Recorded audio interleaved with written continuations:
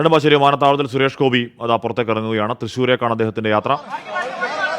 മാധ്യമങ്ങൾ പ്രതികരണം ആരായുന്നുണ്ട് സുരേഷ് ഗോപിയോട്, പക്ഷേ അദ്ദേഹം ഇപ്പോൾ പ്രതികരിക്കാൻ തയ്യാറല്ല എന്ന് തോന്നുന്നു. ഇന്നലെ ഒരു ചെറിയ പ്രതികരണം നടത്തിയതാണ് സുരേഷ് ഗോപി.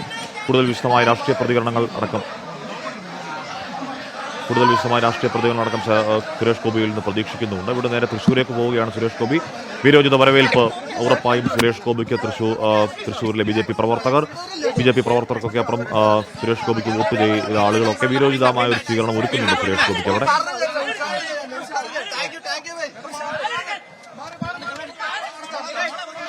സ്വരാജ് റൗണ്ടിൽ വലിയ റോഡ് ഷോയോടുകൂടി സുരേഷ് ഗോപിയുടെ വിജയം ആഘോഷമാക്കാനാണ് തൃശ്ശൂർ BJP യുടെ പ്ലാൻ.